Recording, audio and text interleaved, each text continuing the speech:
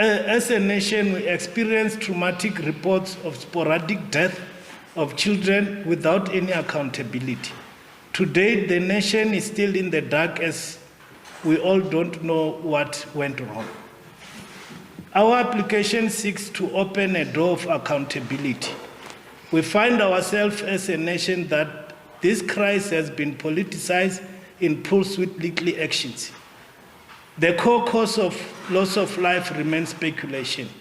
However, we believe it is deeper than what meets the eye of the public.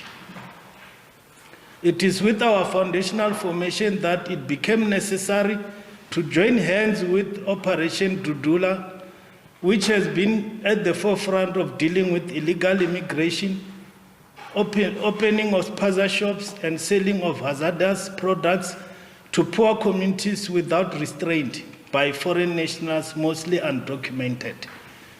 The issue of illegal foreign nationals requires collaborations of all South African citizens, irrespective of race, as it compromises our sovereignty and national security. The insinuation that when we raise genuine concern regarding the out-of-hand flooding of illegal foreign nationals, and we are labeled as xenophobic, must stop. This is nothing but a ruse to protect illegality at our expense. We believe that non-citizens are accommodated on the basis of generosity and must be lawful within the territory of the Republic of South Africa, and those who are illegally must be deported to their respective country with immediate effect. The narrative that Operation Dudula is a vigilante group is misplaced. This is used to tarnish the noble idea of awareness on how our government's enforcement of immigration law has collapsed. In upholding our constitutional democracy and respect of the rule of law, South African citizenship is a sovereign, democratic constitutional state, considering our bitterly divided past as we signed the Memorandum of Agreement between the two non-profit entities. We call upon patriotic South African citizens to support this initiative. The initiative is a public process of transmitting a culture of upholding the rule of law and our government accountability at all three spheres of governance. Let us unite and build a prosperous society where South Africa as a sovereign has the power as an inherent in sovereignty and essential in self-preservation, with the power to forbid illegal entry within its dominion. It is an open secret that we live in a society where there is too much tension, characterized by race, crime, mistrust, and the collapse of service delivery to our people. This has been witnessed recently by the utterance of the Afriforum, where they went to a foreign state and peddle lies that as South Africans, we are marginalizing the Afrikaners, which we believe that is pure lies intended to derail the gain of democracy, which indeed, before then, as majority of black South Africans were at the receiving end. And indeed, we took this painfully, bitterly so, that in 1994, we accepted that we need to put behind all of us the painful and the bloodshed in the street of Soweto, Mamelodi, Soshanguve, and our respective rural area, where young people gave their life in defense of our people and the democracy which we enjoy today. We say to Afriforum, stop peddling lies about our country. We want to build a united and prosperous South Africa. We know our challenge, and that is why, as a non-governmental organization which has no any political influence, we encourage all South Africans to come together so that this beautiful land, we build it together for the better future. Ours, as a non-partisan entities, we must commit to open a new chapter of unity, the new beginning, based on the mutual respect, tolerance, and the vehicle to advance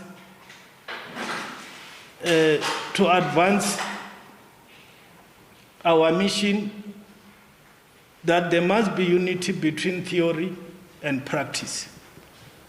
What is happening today, it might be recognized as theory, but indeed, these new partners who have the interests of the society at heart, not influenced by any political party, we are going to join hands together to make sure that what is theory become practical in defense of the oppressed and the silenced voices.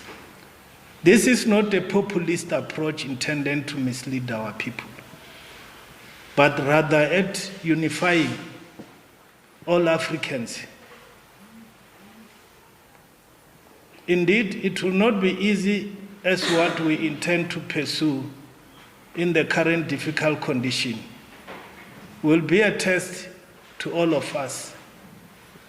And we believe in building a prosperous South Africa and taking our center stage in the global socio-economic advancement, upholding the professional values and ethos. As we believe that we don't live in isolation. However, as a sovereign, our being and existence must be respected at all times.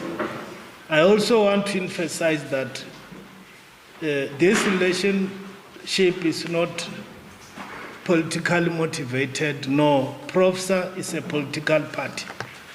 PROFSA, its aim is to bring all the black professionals together, to extend hand and assist through the rule of law in advancing and protecting all the rights entrenched in the Bill of Rights of our Constitution of the Republic of South Africa. In conclusion, our objective of this initiative must represent a complete break from the past and form part of an ongoing effort to care for one another. As South Africans, our unity must define who we are and the future nation we aspire to become. I thank you.